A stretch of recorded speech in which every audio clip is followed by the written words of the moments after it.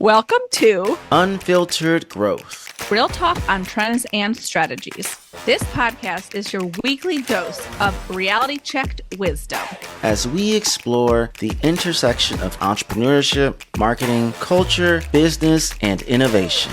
We strip away the BS and dive into real challenges and opportunities for revenue growth. With a sharp, unfiltered lens. Expect raw conversations, real success, And failure stories. and practical advice that you can apply to your journey. No filters. Just growth. And we are back with our friend Tim, or AKA Mr. Foe. Mr. Foe is transforming the world by making it more inclusive for our next gen underestimated leaders, women, LGBTQ+, and those underserved communities. So, Mr. Foe, back in action with us. Thank you. Tell us about Mr. Foe and why Mr. Foe. Yeah. So Mr. Future of Work, which is the abbreviation, which is the long form for Mr. Foe, was coined before the pandemic because I've been such a trailblazer and champion for what the workplace of the future of work will look like. What I like to coin now as the workplace of the future, because the future of work is here. It is very much so present post COVID-19. But now what we need to reinforce with talent and companies is building and nurturing the workplace of the future. I am also the leader and chief captain at Guide, which is an onboarding and training platform focused on talent experience. We offer software and services for that for organizations. And I am also the co-founder and chief captain of a really important wellness company called Big Black Tea, focused on increasing wellness in corporate America. We've been in business for both companies over 5 years now, and we are hoping to stay around forever.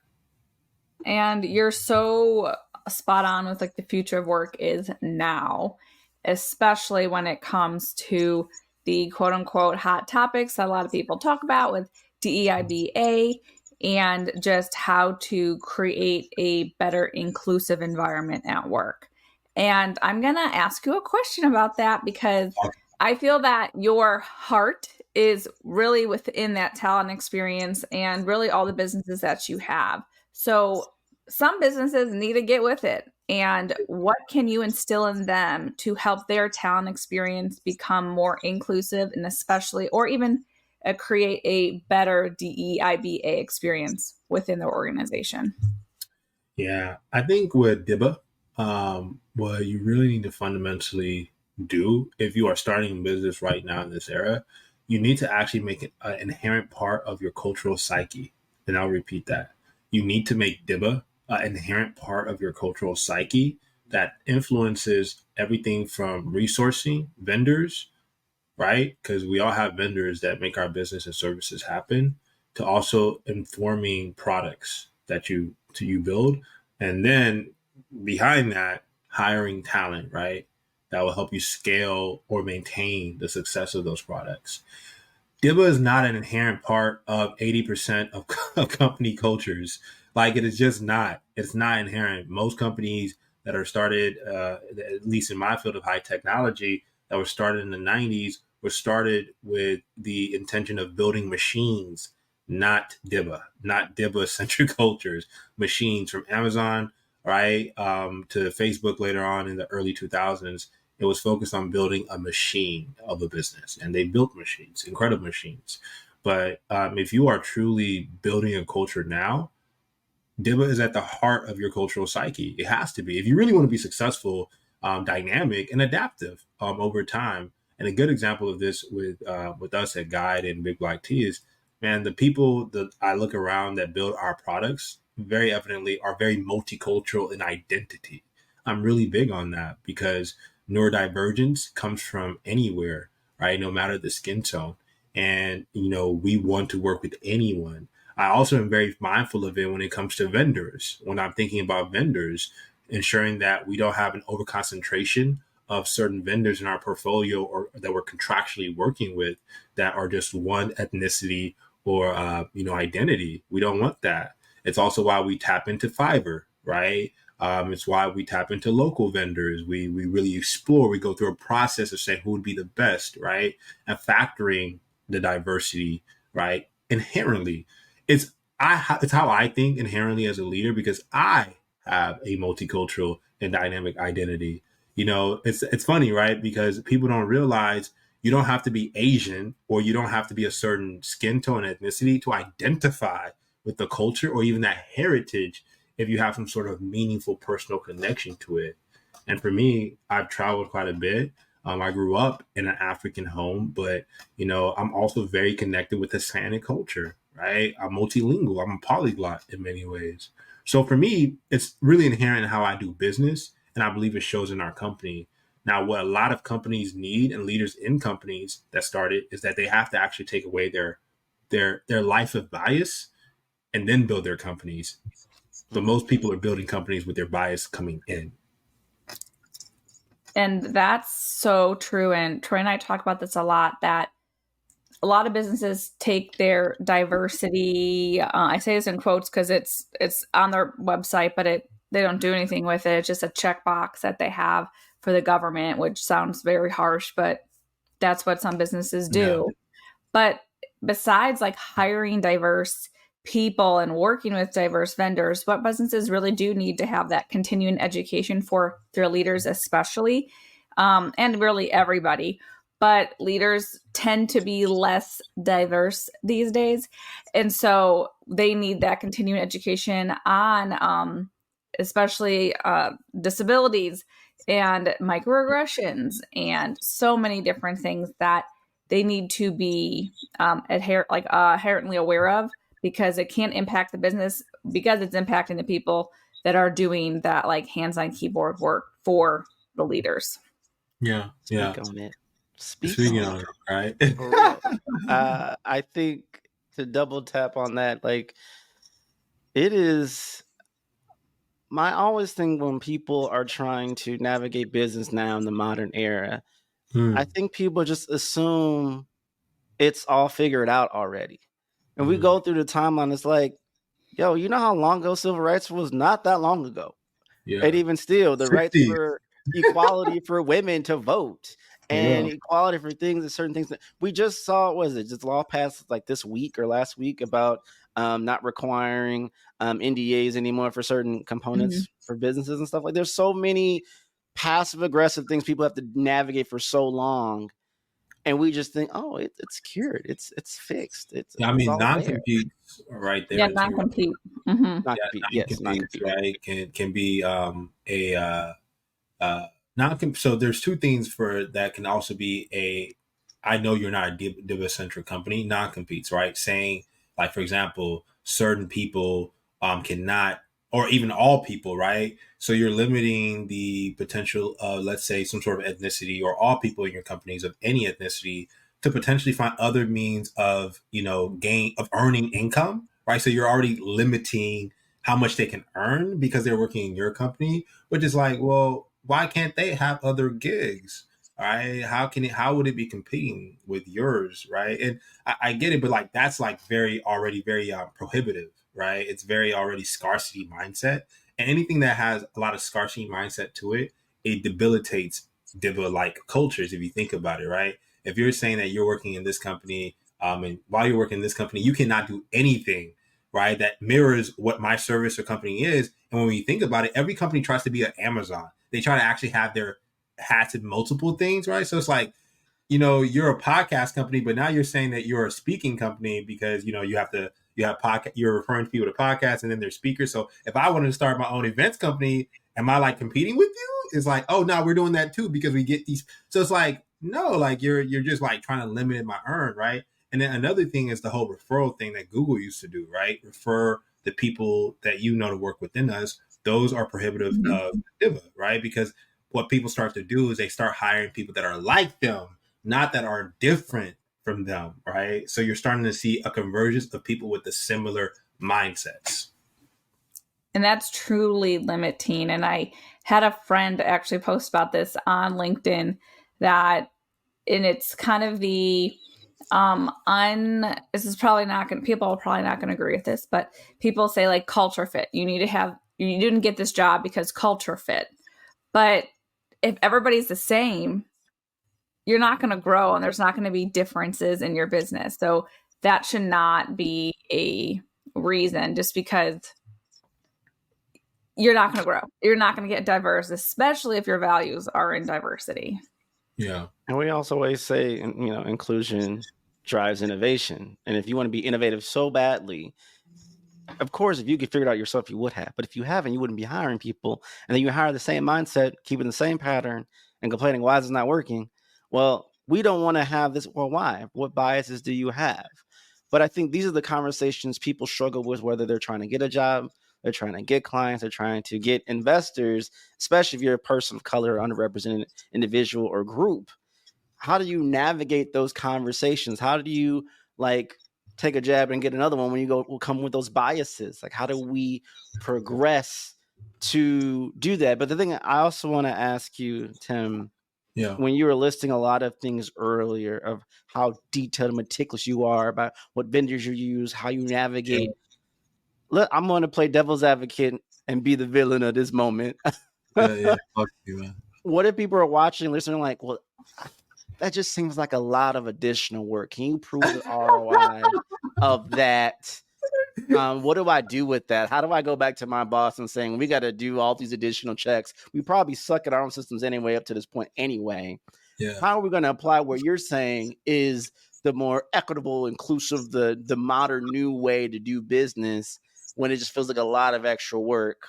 And like you said, we're not even equipped to navigate biases and be inclusive. How do we even make this even start? Yeah. Man, that's a two-pronged question, right?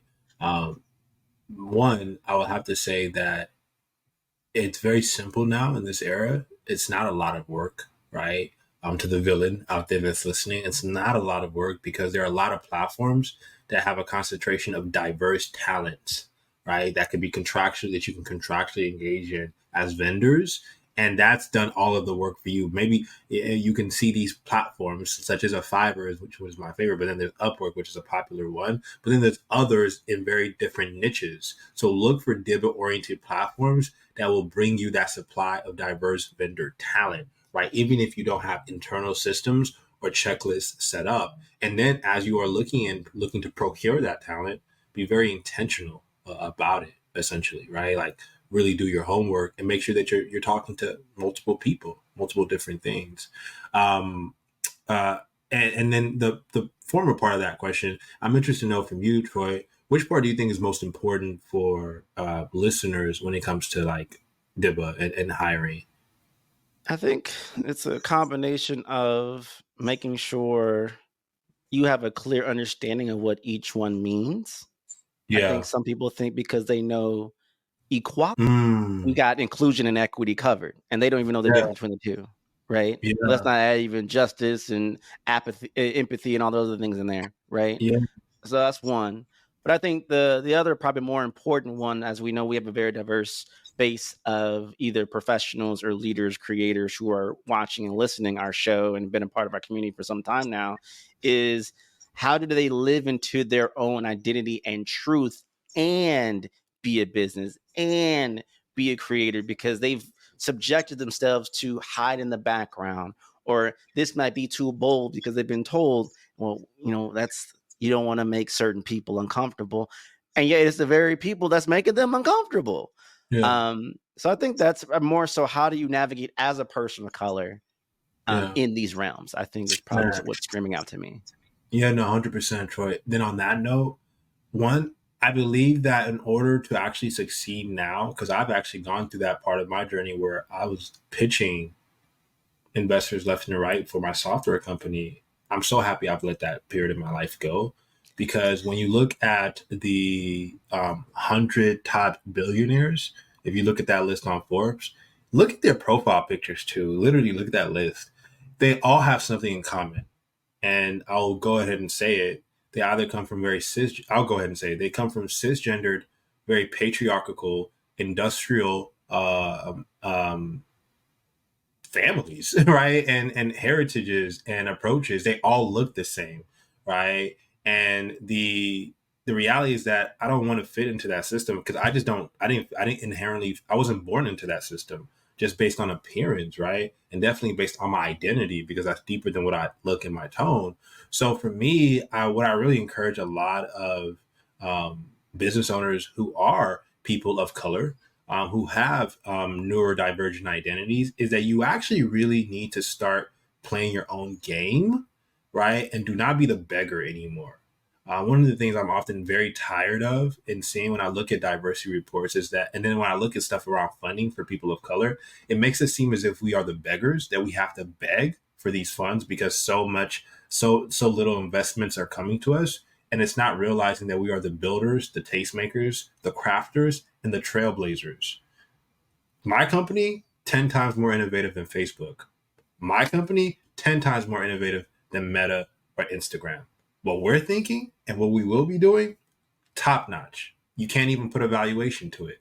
So I'm not playing that game anymore, personally, as a leader. And I've told myself this a long time ago. So now I move really different when I walk in the room and when I think about what investment opportunities do come, because I'm not the beggar. I'm the holder. I'm the holder, and also I can give you the opportunity, right? I'm the opportunity creator. So that's a really big thing, because the psychology of how we talk about it, when we read the things that we read and all of the media stimulation, it makes us feel as if we're the beggars, as if this is rare for us to build companies and businesses and systems and be tycoons. That's not true at all, right? So don't subscribe to the BS that you read if you are a founder and a person of color, right? Doing that. Don't subscribe to it, because you're going to start thinking like you have to beg for money. No, you don't.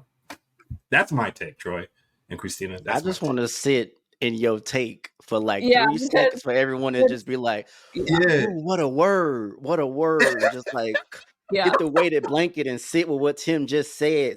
Hold Yeah. yourself close and lean Yeah. in, because that's Mhm. that's unfiltered all the way to 11. Like that's what people really Yeah. need to hear. But what Unfiltered is growth. screaming? What is screaming? And I know you already know where I'm going. What is screaming to me? If we can Yeah. go one more level on this, Talk to me. it's our environment, and me and CK both have come from certain areas. We had to get whatever we got. I don't care what anyone will think on social media. All of us on here have put in the work, the sweat equity, the hustle, and then some to get what we got and building what we building. But when you think of the environments, if people don't have, I'll just keep it the best way I know how, have a poor mindset or have a beggar's mindset or Yeah. come in born, this is my spot, this is where I belong, there's no room to break ceilings, there's no room to move things forward.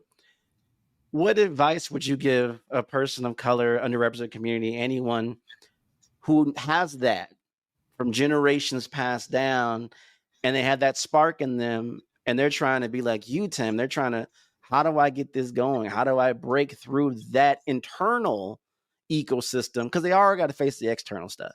Yeah. But how do they break their own ecosystem to move forward and get stuff off the ground? Great question. So what we really know from psychological studies, is that your environment dictates your inner psychology, right?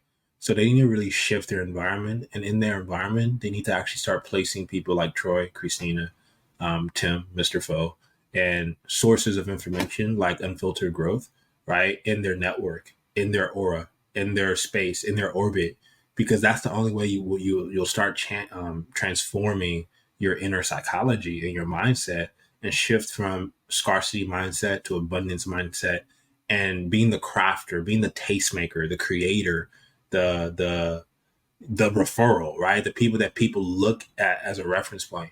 I know I'm a reference point for a lot of the things that are going on. My company's a reference point for a lot of things that are going on in high tech, because after we launched the notes feature in our own way on our platform, Instagram got it, right? In their own way now, that it's looking like status, right? And I was like, we launched that. It's our feature. Our notes feature is similar to like comments, more so than the way they did it. But when I saw that like years later or months later after that, I was like, wow, like we're really a reference point, right? I'm seeing how our company, we're moving the industry and we have our own unique position.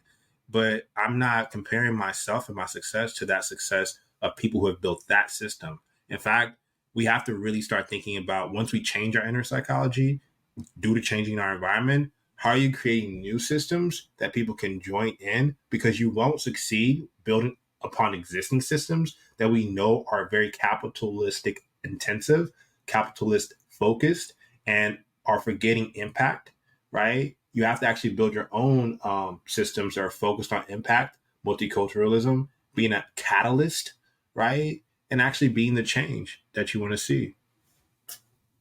So change your environment to the listener listening that's really struggling with that, really and truly. I feel you have given so many insights and so many just warm moments for people to sit in and either feel, yes, I'm doing this and I am great, or like, oh crap, I need to get my together because I'm not doing this correctly. I have my biased approach, whatever it would be. So I feel like you've woken up people in many ways with what you've been saying. And even with me, it's just giving me insights and giving me motivation for just what my future is as well. So I thank you so much for your time and your thoughtful thoughts and just being here with us today. Thank you, Christina. I really appreciate that. And Troy and Christina, I'm honored to be a part of y'all's movement. And I can't wait to see y'all at Innovate 2024. And that wraps up another episode of Unfiltered Growth. Make sure you subscribe, rate, with 5 stars, and leave us a review. Remember, growth doesn't happen in isolation. Join our community of bold thinkers and doers on social media and stay connected. Don't forget to go to season3media.com/podcast for strategy or event inquiries, resources, or to just chill with us. Until next time, keep pushing boundaries, embracing diversity, and never stop growing. This is Christina and Troy signing off. And remember, no filters, just growth.